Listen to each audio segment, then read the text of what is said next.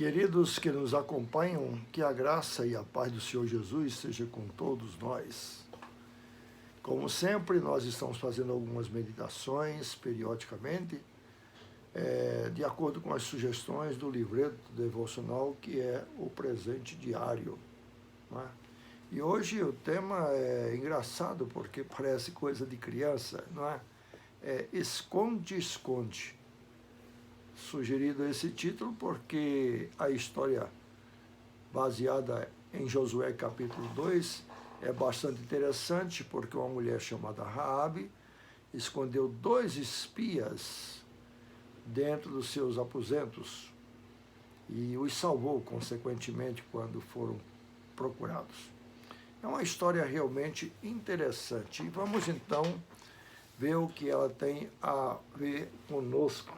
Bom, a história acontece quando Josué e o povo de Israel, depois de atravessar o rio Jordão, adiantando assim na terra, ou no início da terra prometida, se depara com a primeira cidade, que era a grande Jericó.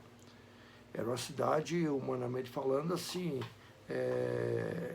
inconquistável, porque tinha suas muralhas ao redor da cidade, muito altas e fortalecidas. E Josué então chamou 2 homens em segredo, e em particular homens especiais, para entrar na cidade e fazer uma sondagem, uma fiscalização, um trabalho de espião.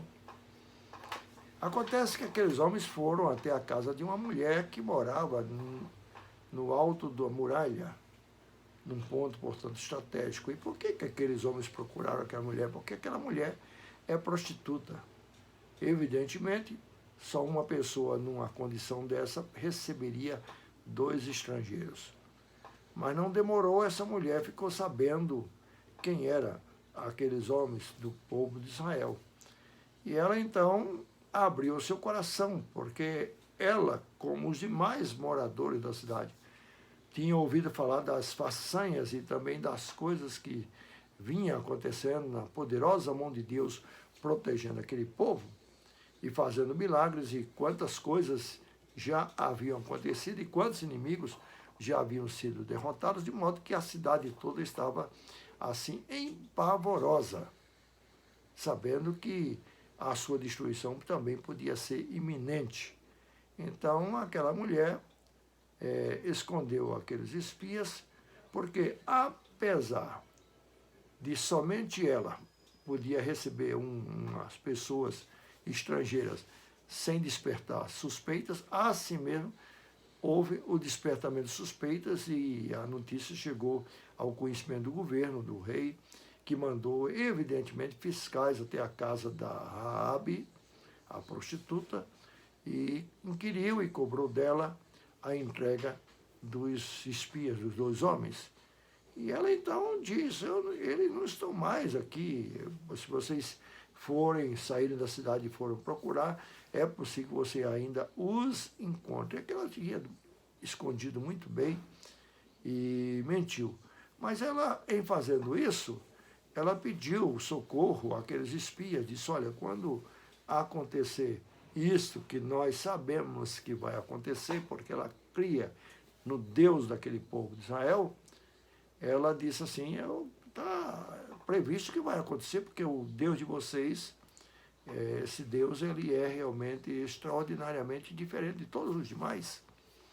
De modo que eu creio que realmente a destruição de Jericó e a conquista de Jericó será algo inexorável, não deixará de ocorrer, vai realmente acontecer. Então, eu quero ajudá-los, mas eu quero também pedir socorro. Quando isso acontecer, eu quero que você socorra a mim e também a minha casa, a minha família, meus pais, meus irmãos. Então os espias perguntaram, e como é que nós vamos então sair daqui, já que a cidade está fechada e há tanta fiscalização? Ela então disse, olha, na minha janela eu posso pendurar, e realmente pendurou, um cordão vermelho, e vocês descerão da janela por esse cordão vermelho.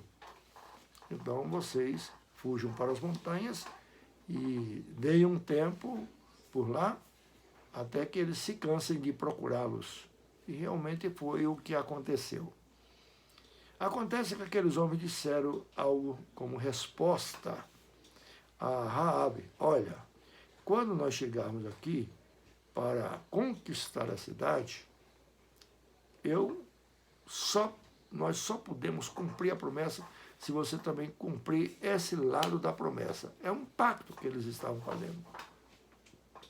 Você mantenha esse cordão vermelho na janela para que a gente saiba a casa e também aonde essas pessoas não serão atingidas.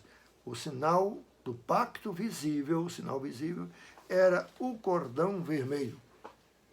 Queridos, isso parece não ter nada a ver com a história da redenção, com a história da salvação do povo de Deus.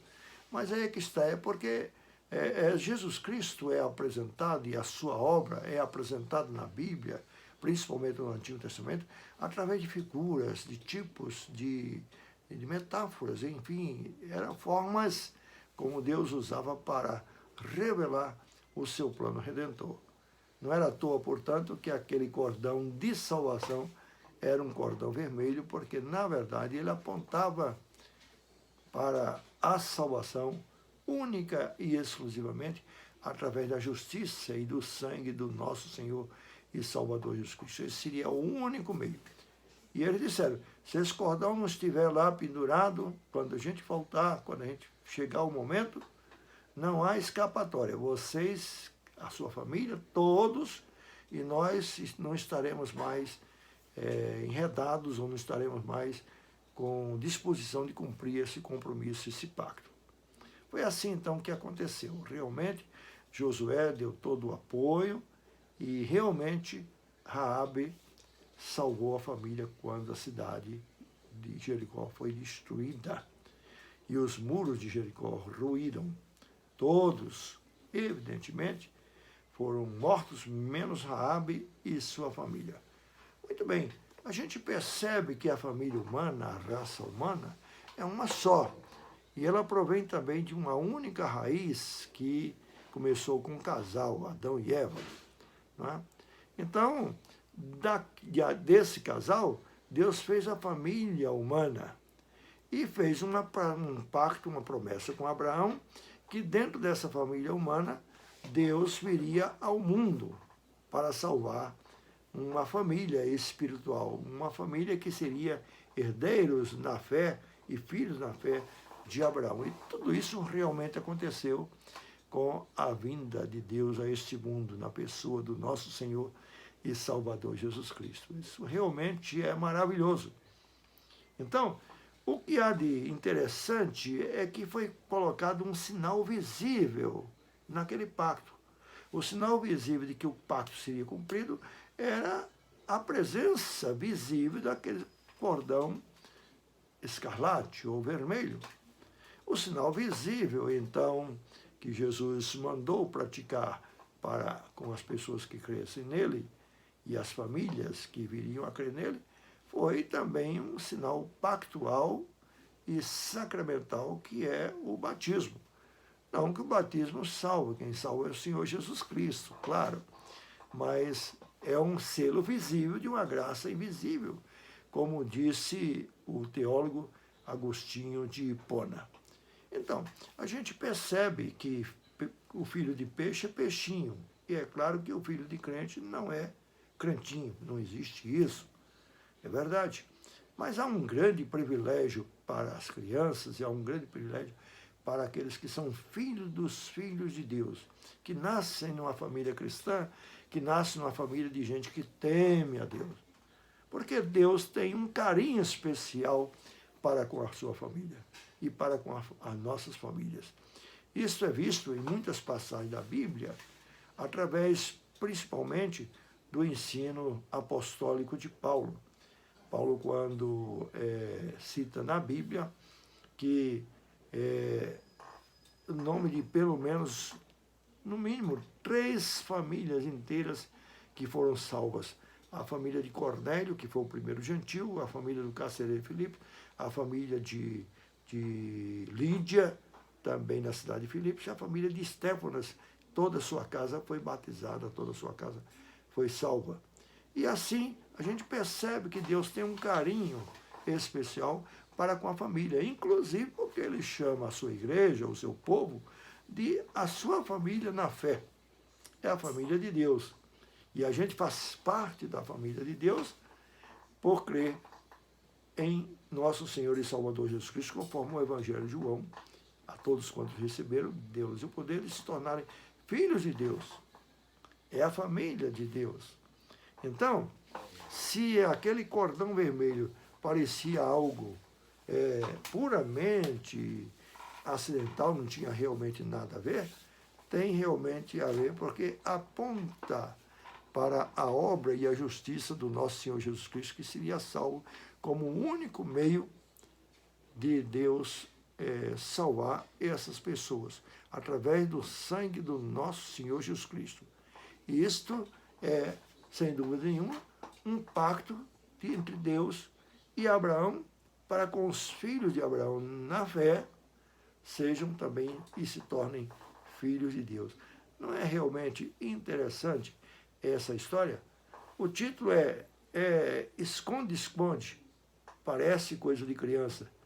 Parece, sim. Porque todos nós, quando crianças, brincamos de esconde-esconde, e é uma das brincadeiras prediletas das crianças. Mas acontece que o fulcro dessa história é que, se não tiver escondido no sangue, cobertado atrás do sangue de Cristo, não há possibilidade de salvação. Que Deus nos esconda através de sua graça e por meio da justiça e do sangue do nosso Senhor Jesus Cristo. Porque o sangue de Jesus Cristo, seu Filho, nos purifica de todo pecado. Graça e paz, meus queridos, até uma próxima meditação, em nome de Jesus. Amém.